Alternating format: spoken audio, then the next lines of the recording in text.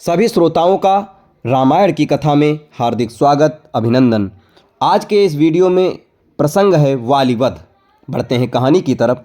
तदंतर वे सब लोग वाली की राजधानी किष्किंधापुरी में गए। वहां पहुंचकर राम एक गहन वन में ठहर गए और सुग्रीव से कहा, तुम वाली को युद्ध के लिए ललकारो और निर्भय होकर युद्ध करो। राम के वचनों से उत्साहित होकर सुग्रीव ने बाली को युद्ध करने के लिए ललकारा। सुग्रीव के इस सिंहनाद को सुनकर बाली को अत्यंत क्रोध आया। क्रोधित बाली आंधी के वेग से बाहर आया और सुग्रीव पर टूट पड़ा।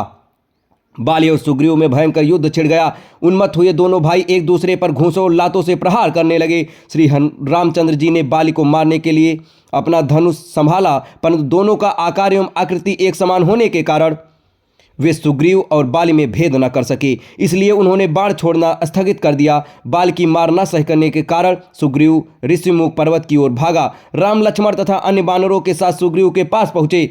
राम को सन्मुख पाकर उसने उलाहना देते हुए कहा, मुझे युद्ध के लिए भेजकर आप पिटने का तमाशा देखते रहे। बताइए आपने ऐसा क्यों किया? यदि आपको मेरी सहायता नहीं करनी थी तो मुझसे पहले ही स्पष्ट कह देना चाहिए था कि मैं बाली को नहीं मारूंगा, मैं उसके पास जाता ही नहीं। सुग्रीव के क्रुद्ध शब्द सुनकर रामचंद्र ने बड़ी नम्रता से कहा, सुग्रीव, क्रोध त्यागो और मेरी बात सुनो। तुम दोनों भाई रंग, रूप, आकार, गति और आकृतियों में एक समान हो, अतः मैं तुम दोनों में अंतर नहीं कर सका और मैंने बाण नहीं छोड़ा। यदि मेरा बाण बाली को लगने के स्थान पर तुम्हें लग जाता तो मैं जीवन भर किसी को मुख दिखाने लायक नहीं रहता। वानरेश्वर, अपनी पहचान के लिए तुम कोई चिन्ह धारण कर लो जिससे मैं तुम्हें पहचान लूँ और फिर से युद्ध करने के लिए जाओ।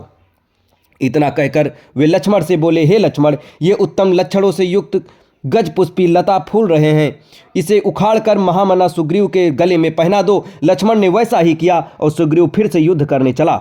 इस बार सुग्रीव ने दूने उत्साह से सिंहनाद करते हुए घोर गर्जना की, जिसे सुनकर बाली आंधी के वेग से बाहर की ओर दौड़कर उद्यत हुआ, किंतु उसकी पत्नी तारा ने भयभीत होकर बाली को रोकते हुए कहा, हे वीर श्रेष्ठ, अभी आपका युद्ध के लिए जाना श्रेयस्कर नहीं है। सुग्रीव एक बार मार खाकर भाग जाने के पश्चात फिर युद्ध करने के लिए लौटा है, इससे मेरे मन में शंका उत्पन्न हो रही है। ऐसा प्रतीत होता है उसे कोई प्रबल सहायक मिल गया है और वह उसी के बल पर आपको ललकार रहा है। मुझे कुमार अंगद से सूचना मिल चुकी है कि अयोध्या के अजय राजकुमार राम और लक्ष्मण के साथ उसकी मैत्रता हो गई है। संभव है वे उसकी सहायता कर रहे होंगे।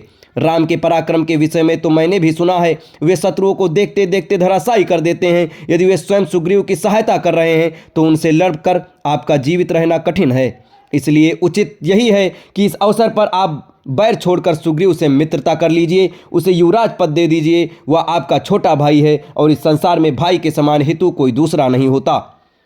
उससे इस समय मैत्री करने में भी आपका कल्याण है।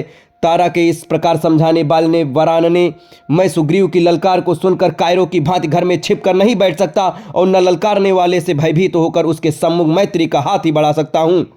श्री रामचंद्र जी के विषय में भी जानता हूँ, वे धर्मात्मा हैं और कर्तव्य अकर्तव्य को समझने वाले हैं। वे पाप कर्म नहीं कर सकते। तुमने मेरे प्रति स्नेह और भक्ति का प्रदर्शन कर दिया। अब मुझे मत रोको, मैं सुग्रीव का सामना अवश्य करूँगा और उसके घमंड को चूर चूर कर डालूंगा। युद्ध में मैं उससे विजय प्राप्त करूंगा, मगर उसके प्राण नहीं लूंगा। ये कहकर बाली सुग्रीव के पास पहुंचकर उससे युद्ध करने लगा। दोनों एक दूसरे पर घूंसों और लातों से प्रहार करने लगे। जब राम ने देखा कि सुग्रीव की शक्ति क्षीण होती जा रही है तो उन्होंने एक विषधर सर्प की भांति बाण को धनुष पर चढ़ाकर बाली को लक्ष्य करके छोड़ दिया।